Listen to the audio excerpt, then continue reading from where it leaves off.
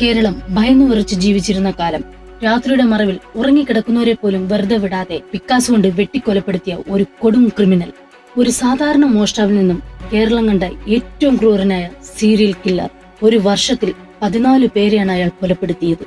ഓരോ കൊലപാതകവും ജനങ്ങളിൽ ഭയം നിറച്ചു. ആദ്യകാലങ്ങളിൽ കവർച്ച മാത്രം ലക്ഷ്യമിട്ട് കുറ്റകൃത്യങ്ങൾ ചെയ്തിരുന്ന ഇയാൾ പിന്നീട് അങ്ങോട്ട് സീരിയൽ കൊലപാതകങ്ങളിലേക്ക് തിരിയുകയായിരുന്നു. ഇന്നും മലയാളിയെ പേടിപ്പിക്കുന്ന ഓർമ്മയെ നിലനിൽക്കുന്ന ആ കൊടും ക്രൂരതയുടെയും നിഗൂഢതയുടെയും പ്രതീകം ആരാണെന്നില്ലേ? അതെ, റിപ്പർ ചന്ദ്രൻ. നമ്മുടെ ഈ കേരളത്തിലെ കാസർഗോഡ് ജില്ലയിലെ കരിന്തളം സ്വദേശി. പുരുഷന്മാരില്ലാത്ത വീടുകളും സുരക്ഷിതമല്ലാത്ത വീടുകളും ഹൈവേയിലെയും റെയിൽവേ ട്രാക്കുകളിലെയും ഒറ്റപ്പെട്ട വീടുകൾ, ഇതൊക്കെയായിരുന്നു റിപ്പർ ചന്ദ്രൻ കവർച്ചയ്ക്ക് തെരഞ്ഞെടുത്തിരുന്ന സ്ഥലങ്ങൾ. ചന്ദ്രന്റെ കൊലപാതക രീതി ലണ്ടനിൽ നിന്നുള്ള അജ്ഞാത കൊലയാളിയായ ജാക്ക് ദ റിപ്പർ എന്ന ആളുമായി സാമ്യമുള്ളതിനാലാണ് ചന്ദ്രനെയും റിപ്പർ എന്ന പേരിൽ വിളിച്ചത്. കവർച്ചയ്ക്കിടയിൽ ആക്രമിക്കപ്പെട്ട സ്ത്രീകളെ ബലാത്സംഗം ചെയ്യാനും മടിച്ചില്ല.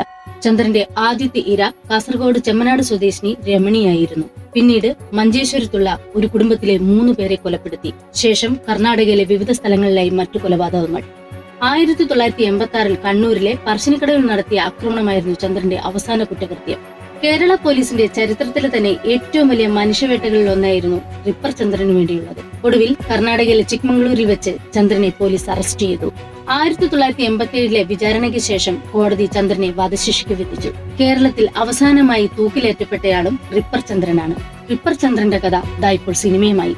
2020 പുറത്തിറങ്ങിയ മലയാള ചലച്ചിത്രമായ അഞ്ചാം പാതിരയിൽ ഇന്ദ്രൻസ് അവതരിപ്പിച്ച റിപ്പർ രവി എന്ന കഥാപാത്രവും റിപ്പർ ചന്ദ്രനിൽ നിന്ന് പ്രചോദനം ഉൾക്കൊണ്ടാണ് നിർമ്മിച്ചത്. ഇത് യാഥാർത്ഥ്യമോ? വിശ്വസിക്കാനാവുന്നില്ലല്ലേ?